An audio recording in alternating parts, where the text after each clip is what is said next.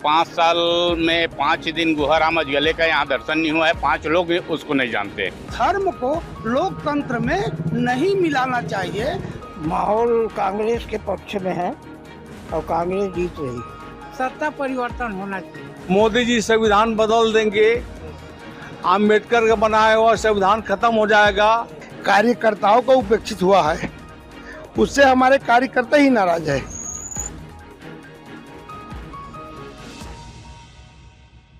तीसरे चरण के मतदान को जो है महज कुछ ही दिन बचे हैं, जिसको लेकर जो है राजनीतिक पार्टियां वोटर्स को रुझाने में एड़ी चोटी का उन्होंने जोर लगा दिया है। लेकिन वोटर्स पर इसका क्या प्रभाव पड़ रहा है, इन बातों को जानने के लिए एक बार फिर से पब्लिक के बीच हम जाने वाले हैं। नमस्कार, मैं हूं रवि गोयल। लल्लूराम.com के बेहद ही खास कार्यक्रम पब्लिक मीटर में आज हम आ पहुंचे हैं जांजगीर लोकसभा के पामगढ़ विधानसभा में। और पामगढ़ विधानसभा के इस वक्त यहाँ जो प्रमुख चौक है, तहसील न्यायालय है, यहाँ पर हम आए हुए हैं। यहाँ पर कुछ लोग हैं, उनसे कार्यक्रम की शुरुआत करते हैं, बातचीत करते हैं और जानते हैं कि क्या कुछ माहौल इस बार पामगढ़ विधानसभा में चुनाव को लेकर है। तो चलिए कार्यक्रम की शुरुआत करते हैं। यहाँ पर कुछ वरिष्ठ नागरिक हैं, उनसे जानते हैं कि पामगढ़ में क्या कुछ इस बार लोकसभा चुनाव में माहौल बनता दिख रहा है। जी अंकल, यहीं से आप? हाँ जी, यहीं से हैं? जी हाँ, मैं पामगढ़ का निवासी हूँ। अच्छा, तो क्या लग रहा है, लोकसभा चुनाव नज़दीक आ गया है, क्या कुछ माहौल दिख रहा है? बीजेपी, कांग्रेस, बसपा का गढ़ भी बोला जाता है पामगढ़ को, तो क्या कुछ माहौल है यहाँ पर? ये जांजगीर लोकसभा क्षेत्र 8 विधानसभा क्षेत्र से लोकसभा क्षेत्र का सृजन हुआ है और यहाँ सबको मालूम है कि 8 जगह पर कांग्रेस के विधायक चुने गए हैं और प्रचंड बहुमत से चुने गए हैं। अभी वोटों का परिवर्तन हो सकता है, कमी बेसी हो सकती है, लेकिन इसमें अभी कांग्रेस का जो प्रत्याशी है डॉक्टर शिव डहरिया, उनके जीतने की ज़्यादा उम्मीद है। और उसका वजह अभी चुनाव में जो स्थितियां जो चल रही हैं, माने संविधान और आरक्षण के प्रति लोगों में एक पीड़ा है कि बीजेपी आने के बाद कभी भी संविधान में संशोधन हो करके संविधान के मूल ढांचा को, मूल रूप को ये लोग माने विकृत कर सकते हैं, बिगाड़ सकते हैं। उसमें फिर माने जो आरक्षित लोग हैं, SC, ST और OBC के जो लोग हैं, उनको भारी नुकसान होने के चांसेस है। तो इसका भी काफ़ी अच्छा प्रभाव पड़ रहा है और कांग्रेस उस विषय को चारों तरफ प्रचार कर रही है। भाजपा लेकिन इसे अफवाह बता रही है, थाने में इस वीडियो को जो वायरल हो रहे हैं उसके खिलाफ FIR भी करा रही है, तो क्या इसको लेकर भी कुछ फर्क पड़ेगा? भाजपा के लोगों ने यथा तथा कहीं न कहीं ये अपने शब्दों से उन्हें व्यक्त भी कर दिया है कि हमको ये संविधान के मूल रूप को परिवर्तन करना है। हमको माने जो मनु के जो सिद्धांत है उनको हमको संवैधानिक तथ्य में जोड़ना है। ये इस प्रकार की भ्रम की स्थिति उत्पन्न हुई है। तो दूसरी बात यह है कि आज लोकतंत्र को साफ सुथरा लड़ाई होनी चाहिए।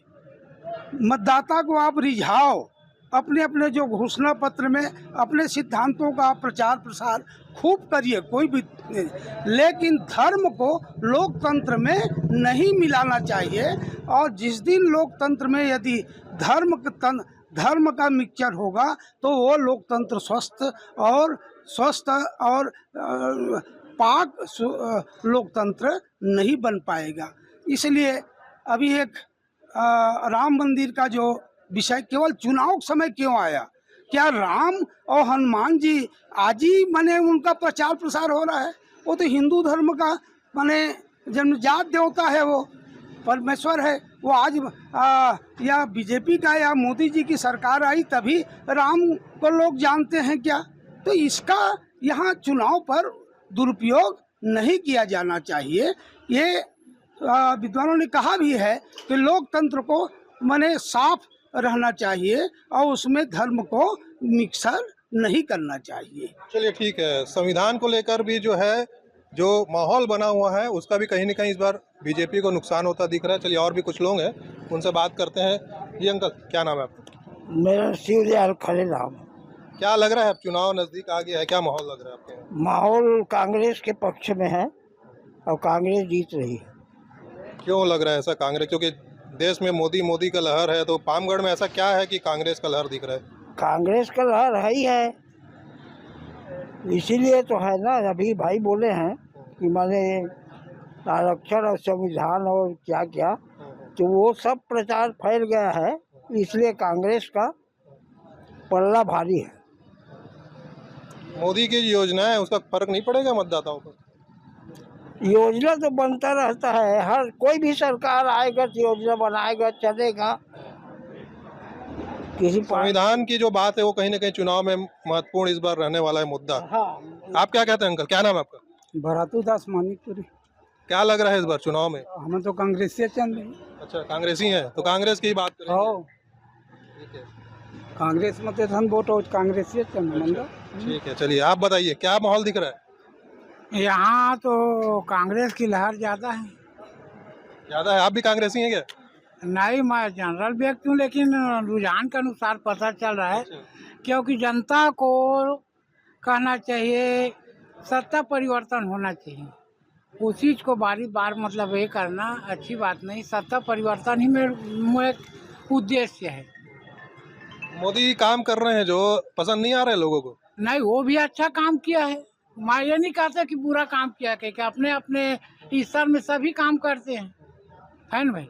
किसान भी अपना खेती करता है, लेकिन फसल ऊपर के वाले की इच्छा है कि मतलब ठीक से होगा कि नहीं होगा, उसी प्रकार से उसका भी मतलब ये है। मैं किसी का बुराई नहीं करूँगा, ठीक है, जो किया अच्छा किया कि बुरा किए, लेकिन जनता को ये चाहिए कि मतलब सत्ता परिवर्तन होना चाहिए। चलिए ठीक है, सत्ता परिवर्तन होना चाहिए एक बार, ऐसा लोगों का कहना है जी। तो तनाशा बनने के चांसेस जी बना रहे। ठीक है जी। जी अंकल, आप बताइए क्या लग रहा है माहौल चुनाव में? वैसे देखिए भाई साहब, मैं कनकराम जोशी, ग्राम पेंड्री से। भारतीय जनता पार्टी का तो लंबा 75 साल मैंने सन 75 से लगातार अभी तक का मैं उसी के सदस्य हूँ।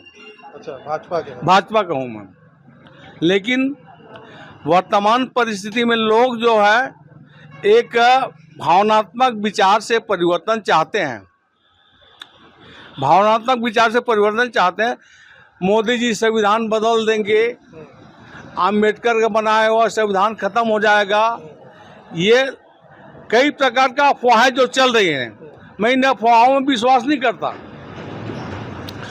जनता की जो भावना है, जनमानस जो है, जिसको वोट करेगी वो प्रधानमंत्री बनेगा। देश जिसका विकास चाह रहा है, और उसके साथ में कौन है, सामान्य जनता है, सब कोई है। सवाल राजनीति परिक्षेत्र का है। मैं किसी पार्टी विशेष से मतलब नहीं रख रहा हूँ अभी। आज मैं परिस्थितिवश सामाजिक वातावरण में भी सतनामी समाज से बिलोंग करता हूँ, इसलिए सतनामी समाज को लोग दिग्भ्रमित भी कर रहे हैं। लेकिन अब कितना क्या स्थिति परिवर्तन होता है, ये वर्तमान स्थिति सरकार जो बनेगी, किसकी सरकार बनेगी, वो समझेगा। हम ये चाहते हैं कि जनता की हित के लिए जो काम करेगा उसके लिए सबके सब माने मदद करें। लोग स्वतंत्र हैं, अपने अपने विचार से विवेक से मतदान करेंगे, यही मेरा भावना है। चलिए ठीक है नाम तो आप नहीं पूछे। जी, चलिए मेरा नाम नहीं पूछे आप। ठीक है। मैं जी बताइए क्या बोल रहे थे? मैं हीरा प्रसाद खरे, रिटायर्ड ठीक है, बीओ विकासखंड शिक्षा अधिकारी। मैं वर्तमान में अभी 76 वर्ष का और सतनामी समाज से बिलोंग करता हूँ। तो अभी जनता को एक सुयोग्य प्रत्याशी चाहिए, और सुयोग्य में अभी पूर्व जो मंत्री रहे हैं डॉक्टर शिव डहरिया, वो काफ़ी योग्य हैं, लोकप्रिय हैं और निसंदेह यदि संसद में जाते हैं तो जनता की या क्षेत्र की जो मूलभूत जो समस्या है उसको बड़े जोर शोर से उठाएंगे। इसलिए उनको उनका जीतना ज़्यादा जरूरी है। चलिए ठीक है, चलिए और भी कुछ लोग हैं और उनसे भी बात करते हैं और चर्चा को आगे बढ़ाते हैं कि क्या कुछ माहौल है पामगढ़ विधानसभा में। जी क्या नाम है आपका? मेरा नाम भैया राम प्रसाद गुरमी है। क्या लग रहा है, चुनाव नजदीक आ गया है, कुछ ही दिन बचे हैं, क्या दिख रहा है आपके यहाँ पामगढ़ विधानसभा में, माहौल क्या है? पामगढ़ विधानसभा में भाई साहब जहाँ तक मेरे समझ में आता है तो कांग्रेस यहाँ कम से कम 20 से 25,000 वोट से जीत रहे हैं, आगे रहेंगे। कारण इसका कि जो जिस प्रकार से रमन सिंह सरकार में या मोदी जी की सरकार में कार्यकर्ताओं को उपेक्षित हुआ है, उससे हमारे कार्यकर्ता ही नाराज है और हमारे जैसे निष्ठावान कार्यकर्ताओं को पार्टी से बहिष्कृत किया गया है, निकाला गया है। तो इसका फायदा तो आज कांग्रेस को लोगों को मिलेगा। तो मैं इस बात को दावे के साथ कह सकता हूं कि हमारी कुर्मी समाज के लोग, सतनामी समाज के लोग एवं अन्य पिछड़ा वर्ग के लोग आज कांग्रेस को ऐलान करेंगे। मैं कल ही बैठक बुलाया था एक समाज के जिम्मेदार पदाधिकारी के नाते, तो उसमें 8 से 1,000 लोग इकट्ठे हुए थे और सभी लोगों ने कहा कि हम कांग्रेस को इस बार सपोर्ट करेंगे। उस कार्यक्रम के मुख्य अतिथि व्यास कश्यप है। व्यास कश्यप को लोग, समाज के लोग चाहते हैं, उसको पसंद करते हैं, उसकी आह्वान को स्वीकार करते हैं। और मैं आज भी कह रहा हूँ, अभी भी कह रहा हूँ, कल भी कहूँगा कि हमारे समाज के लोग, कुर्मी समाज कांग्रेस को ऐलान करेंगे। नहीं तो 70 से 80% लोग एक केडर वोट है बीजेपी का, लेकिन जहां हमारी अधिकार की बात आता है जनसंख्या के आधार पर, तो हमको अधिकार नहीं मिल पाता। तो हमको तो कुछ ना कुछ करना पड़ेगा अपने सम्मान के लिए, अपने प्रतिष्ठा के लिए। तो हम लोग तो करेंगे, कांग्रेस को ऐलान करेंगे, वोट देंगे। चलिए, यहाँ पर बीजेपी के जो कार्यकर्ता है नाराज है पार्टी के लोगों से, कुछ आपसी मन मुटाव को लेकर। चलिए और भी कुछ लोग हैं, उनसे बात करते हैं। जी सर, क्या नाम है? कोमल प्रसाद ब्रह्म भट्ट।